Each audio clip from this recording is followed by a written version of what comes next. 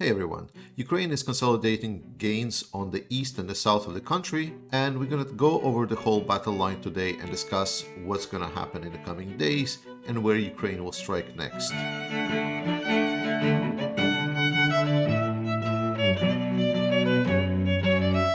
To start off with, we're going to go over the northeast part of the country around the Kharkiv region.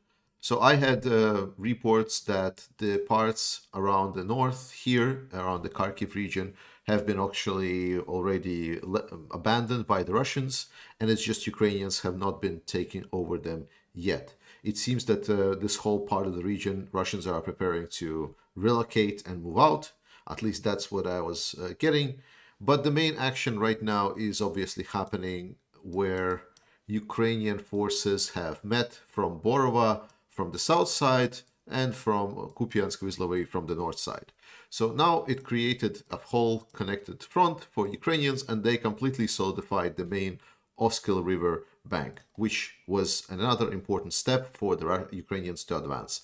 They're doing this step by step, and the obvious next step is obviously the Svatova line.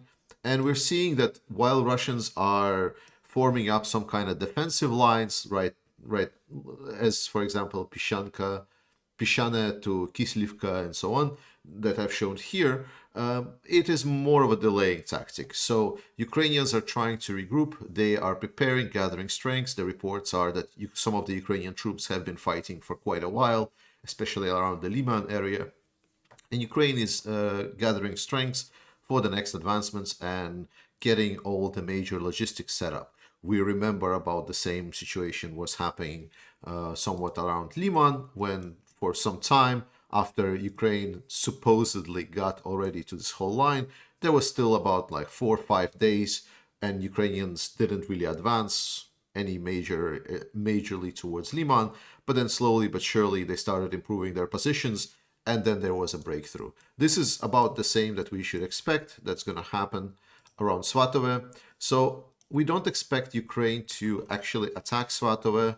So once the Ukrainians are actually reaching this line of defense here that goes along the road, they will try to find out where they can advance, where the Svatove is the weakest. So it's probably gonna get flanked in some way, one of the another. Because around Kremina, we already know that there is already some advanced groups fighting in this area here. And it seems that Ukrainians have found some kind of weakness, at least it seems so. Maybe it's a probing attack, maybe it's just a deceiving attack. But here around Chernopopivka is where Ukrainians seemingly are having the interest and they are preparing potential breakthrough because this would allow essentially encirclement and breakthrough and then essentially taking Kremina into the pocket. I don't expect them to go from the south side just because there is still a river here and there's still a couple of settlements that need to be taken before the advance over the river can happen. But it's a possibility nonetheless. So right now, the whole plan is not clear unless you are Valery Zaluzhny, who probably is already well aware on what Ukrainians are planning to do. But it seems that they're doing a very methodical, step-by-step work, and I would put all the trust in the Ukrainian armed forces. They seemingly know what they're going to be doing. Most of the analysts predict that Svatove will not be a big threat because if you can see here, this is hills that are about, someone is saying they're about like 70 meters above Svatove, so they're kind of overseeing the city. So Ukrainians can easily deploy artillery on these hills and have a high ground advantage over whatever force is going to be in the valley. That's kind of the terrain advantage, so there is not a lot of natural barriers that Russian can use. There is this small river here, but it's more of a hindrance than an actual barrier. That is on the north line. That is on the north side. Now let's go to the Bakhmut area where Russians keep forcing themselves on top of Bakhmut. And in the last couple of days, Russians are receiving quite a strong pushback. From what we heard, there has been multiple battles reported where Russians suffer significant casualties with some of the quite gruesome videos about that. One of the biggest combats that is happening is right now around Zaitsevo. Russians claimed that they took Zaitsevo already, but we've heard this song before. Most likely they were just able to get into some kind of outskirts of the city, because this is how they've been doing it so far. This kind of expected at this point. But all in all, it's hard fighting in this area, but it's a positional fighting. Well, I mean, Russians are trying to storm well-fortified Ukrainian positions. Obviously, Bakhmut is important. Like, the city of Bakhmut is super important for Ukrainians because it's a gateway. Think about Liman. Like, the same way as Liman is a gateway to advance further into Luhansk, Bakhmut right now basically is becoming like a fortress and a gateway city to advance towards Kramatorsk and this whole line of cities here.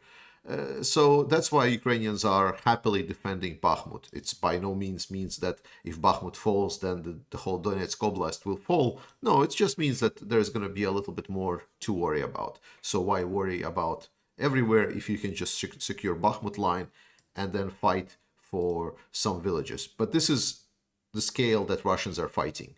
They are fighting to control a village, not as far from as we had discussions about how Russians fighting for Pisky, where they took like 2-3 weeks to just advance maybe a block in the village. That is about the same. They're trying to advance. It's the Wagner group. The whole recruiting of incarcerated people and prisoners didn't really pay off, and Wagner group reporting that they just kind of die and do not really achieve anything. Who would have thought? This is kind of already painting the picture that Russia might have with the mobilized people, but we're gonna see. Now, around Avdiivka, Russians are also trying to advance, but they don't have the positions. Again, all the reports here are stating that Russians tried to advance, they got fired upon, and then they were pushed back. No real advancement is happening, and the positions are kind of static in this area, which is good for Ukraine, because Ukraine is attacking on 2 directions on the map, so it gives them more time. Around the south side, we still have a staring contest. There is more and more. So remember, there is this triangle, Enerhotar, Tokmak, Melitopol, which is crucial to secure the south side of this advance. If any of these cities fall, then it will essentially weaken this whole south side. So Tokmak, you can say it will weaken significantly this side of the hold. If Energodar falls, then this north side bank, like push along the river, is possible. And if Melitopol falls, then pretty much this whole grouping will fall, because this will basically allow to openly enter even towards Crimea.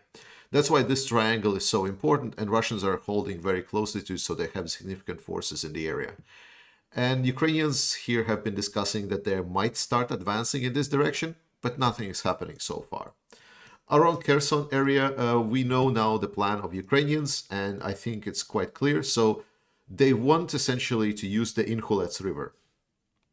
Russians fleeing from here, they cannot really cross across the bridge. So the only thing that they're doing is they're actually fleeing back towards the Kherson city. And this will mean only one thing, that Ukrainians will use this.